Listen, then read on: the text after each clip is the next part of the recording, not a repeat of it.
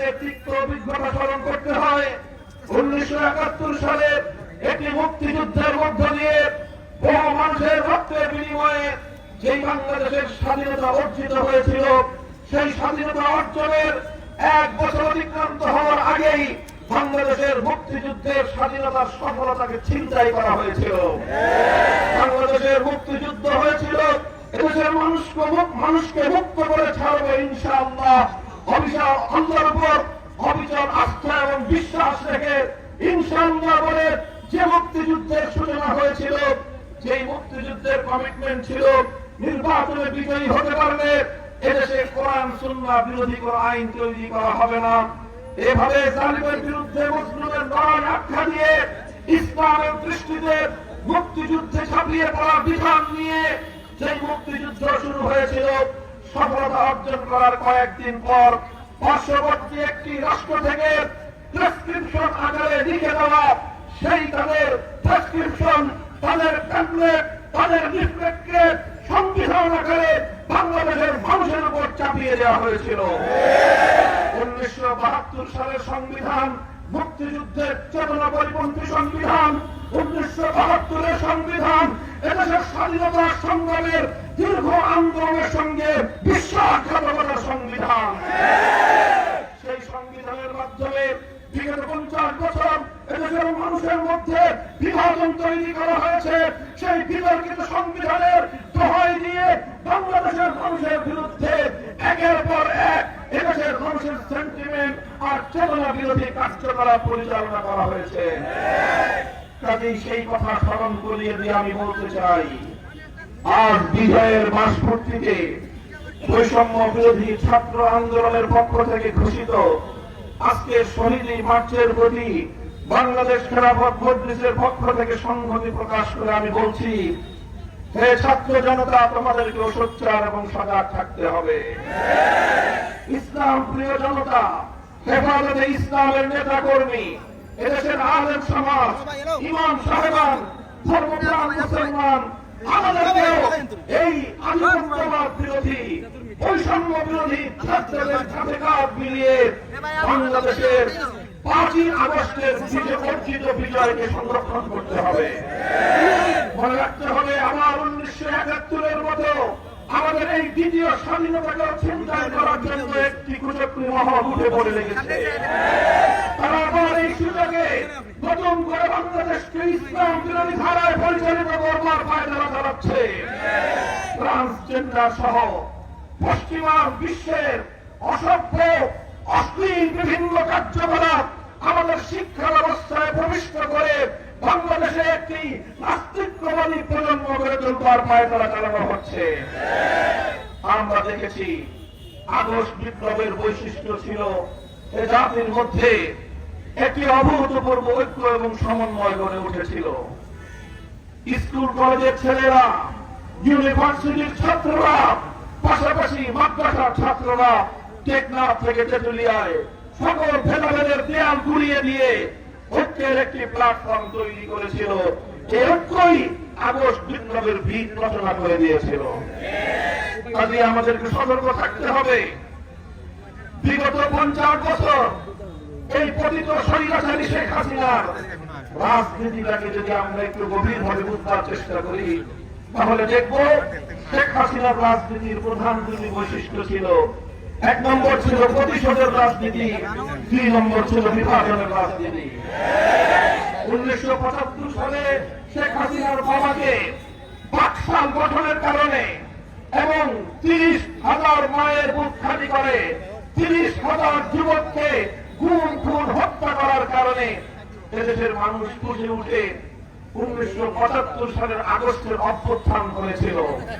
সেই 15ই আগস্ট অনেক নিরপরাধ মানুষ, নারী, শিশু হত্যা হয়েছে।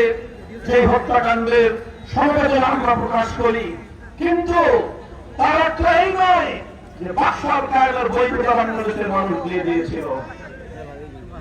তার বাবার 3.5 বছরের জুলুম এবং নির্যাতনের পরিণামে 15ই আগস্ট ঘটিত হয়েছিল।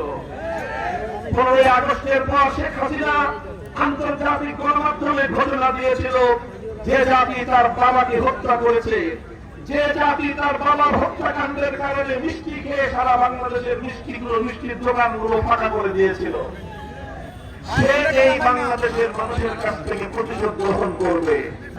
এটা ছিল শেখ হাসিনার 1975 সালের ঘোষণা। 1975 থেকে 2024 সাল 50 বছরের শেখ হাসিনার রাজনীতি ছিল এই প্রতিহিংসার রাজনীতি। সেদেশের মানুষ তার বাবাকে হত্যা করার পর দুঃখ প্রকাশ করেনি, সেদেশের মানুষের কাছ থেকে শেখ হাসিনা প্রতিশোধ গ্রহণ করেছে। সেদেশের মানুষকে ভারতের সেবাদাতার গোলামে পরিণত করার চেষ্টা করেছে। সেদেশের মানুষকে সে দেশটাকে তলাবিহীন ঝুড়িতে পরিণত করবার চেষ্টা করেছে। এই দেশ থেকে হাজার হাজার কোটি লক্ষ লক্ষ কোটি টাকা পাচার করে এদেশের অর্থনীতিকে ধসিয়ে দিয়ে তলাবিহীন ঝুড়িতে পরিণত করার চেষ্টা করেছে। এগুলো ঠান্ডা মাথায় শেখ হাসিনা করেছে বাংলাদেশকে একটি ব্যর্থ রাষ্ট্রে পরিণত করে চিরদিনের জন্য নরেন্দ্র মোদীর হাতে তুলে দেওয়ার কৌশল হিসেবে। এই ছিল শেখ হাসিনার প্রতিশোধের রাজনীতি। শেখ হাসিনার রাজনীতি ছিল বিভাজনের রাজনীতি। নানাভাবে বাংলাদেশে সাবাদাস ঘটিয়ে সংখ্যালঘু হিন্দু বৌদ্ধদের উপাসনালয়, তাদের বাসাবাড়ি আর তাদের ব্যবসা প্রতিষ্ঠানগুলোতে তার সন্ত্রাসী যুবলীগ, ছাত্রলীগ, ভেনভেটলীগ, হাতুড়ি লীগদের মাধ্যমে তাদের অন্ধকারে অগ্নিসংযোগ চালিয়ে হত্যাযজ্ঞ চালিয়ে বাংলাদেশে হিন্দু মুসলিমদের মধ্যে একটি সাম্প্রদায়িক উস্কানির পরিবেশ তৈরি করেছিল শেখ হাসিনা। শেখ হাসিনার বিদায়ের পর 1 মাস অতিক্রান্ত হয়েছে। ভারতের বিভিন্ন গণমাধ্যম বাংলাদেশ বিরোধী তারা বাংলাদেশ বিরোধী প্রচারণা চালিয়েছিল, জিগির তুলবার চেষ্টা করেছিল বাংলাদেশে নাকি সংখ্যালঘুদের উপর নির্যাতন হচ্ছে। এদেশের মানুষ সাক্ষী, সারা পৃথিবীর আন্তর্জাতিক গণমাধ্যমগুলো সাক্ষী। বিগত 5ই আগস্ট থেকে আজ 5ই সেপ্টেম্বর পর্যন্ত সারা বাংলাদেশের কোথাও একটি সংখ্যালঘু পরিবার অথবা তাদের কমিউনিটির উপর সামান্য কোন ফুলের আচরণ পর্যন্ত লাগেনি। এদেশের আলেম সমাজ, ইসলামী সংগঠনগুলো ঐতিহাসিক ভূমিকা পালন করেছে। আমাদের মাদ্রাসার সন্তানের রাতের বেলা নির্ঘুম থেকে পাহাড়ি করে মন্দির এবং প্যাগোডার নিরাপত্তা নিশ্চিত করেছে।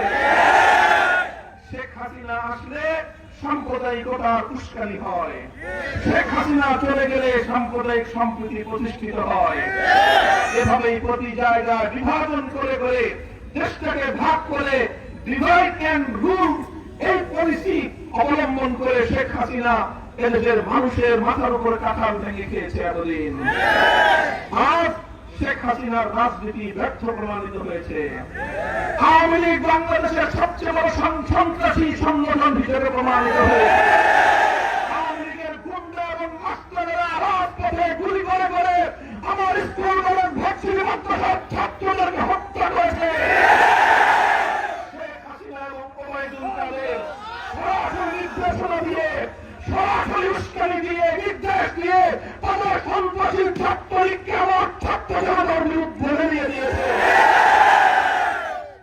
কিন্তু দেশের মানুষ যখন মরতে শিখেছে, দেশের মানুষ যখন রক্ত দিতে শিখেছে, আমাদের ছাত্ররা যখন বুক পেতে বুলেটকে বরণ করতে শিখেছে, আমার দেশের আবু সাঈদকে যখন সালিমের বুলেটের আঘাতে বুক পেতে দিতে শিখেছে, তখন এই মরণম্য শাহাদাতের চেতনায় উজ্জীবিত জাতিকে থামায় রাখা যায় না।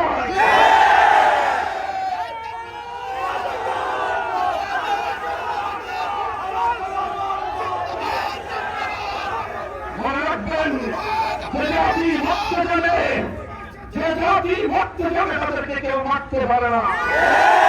যে জাতি মরতে শেখে তাদেরকে থামায় রাখা যায় না।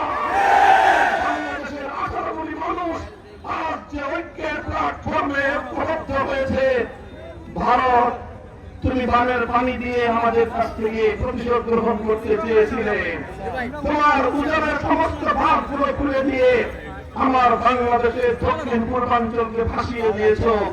বাংলাদেশের মানুষ আরো ঐক্যবদ্ধ হয়েছে।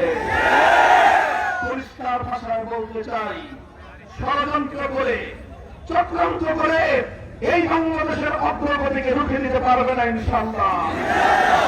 আমি বলতে চাই, শেখ হাসিনা বাংলাদেশ থেকে পালিয়ে ভারতে আশ্রয় নিয়েছে। বিগত প্রতিটি জাতীয় নির্বাচনে ভারত সমস্ত কূটনৈতিক সৌজন্যতা উপেক্ষা করে বাংলাদেশের আভ্যন্তরীণ বিষয়ে অযাচিত হস্তক্ষেপের মাধ্যমে শুধুমাত্র তার শক্তি দিয়ে শেখ হাসিনাকে এদেশের মানুষের ম্যান্ডেটের সম্পূর্ণ বিরুদ্ধে গিয়ে মানুষের কাজের উপর এই জালিম শাহীকে আশ্রয় দিয়েছিল ভারত সরকার। কাজেই এর মাধ্যমে নরেন্দ্র মোদী এবং ভারত সরকার বাংলাদেশের জনগণের বিরুদ্ধে যুদ্ধ ঘোষণা করেছিল। আমরা বলতে চাই, আমরা জাতি হিসেবে তোমাদের চেয়ে সংখ্যায় কম হতে পারি, কিন্তু মনে রেখো আমরা শাহজালালের উত্তরসূরি। মনে রেখো আমাদের বুকে লা ইলাহা ইল্লাল্লাহর কালিমা আছে।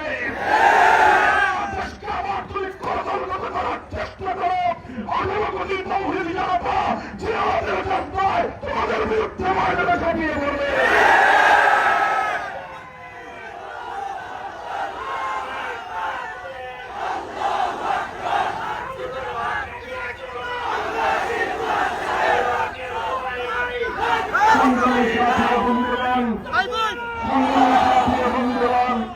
আখেরি পয়গাম হলেই ভারত নরেন্দ্র মোদী তাদের প্রিয়জন শেখ হাসিনাকে আশ্রয় দিয়েছে।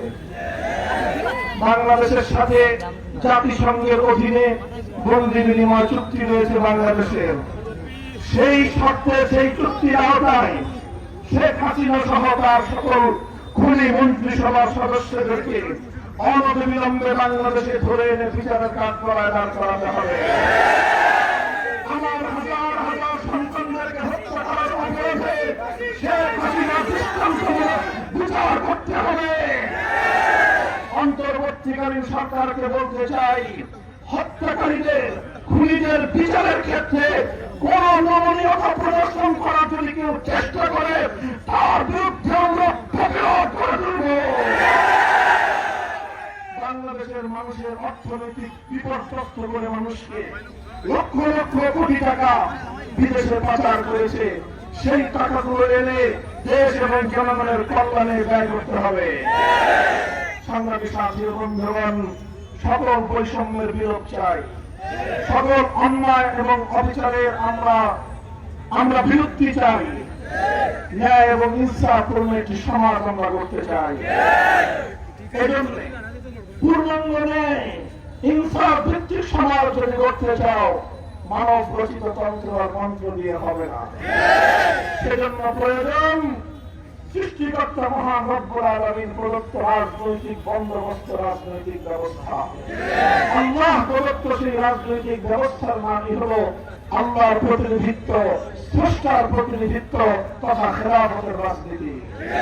বাংলাদেশ খেলাফত মজলিস আপনাদেরকে আহ্বান করতে চায়, আসুন, অনেক তন্ত্র দেখেছেন, অনেক মন্ত্র দেখেছেন, এবার হবে খেলাফতের বাংলাদেশ। তন্ত্রমন্ত্রের দিন শেষ, খেলাফতের বাংলাদেশ। তন্ত্রমন্ত্রের দিন শেষ, খেলাফতের বাংলাদেশ। আসুন হাতে হাত রাখি, এদেশের সকল ইসলামপন্থীরা এক প্ল্যাটফর্মে ঐক্যবদ্ধ করে ইনশাআল্লাহ আগামী দিনে বাংলাদেশের ভাগ্য রচনা করবে ইসলাম এবং ইসলামপন্থী জনগণ।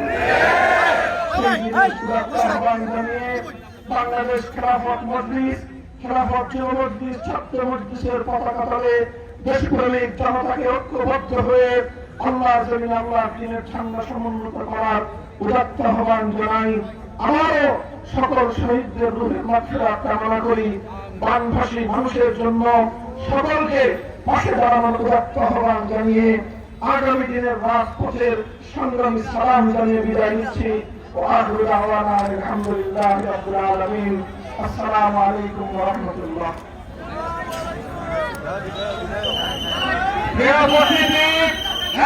আপনাদের সামনে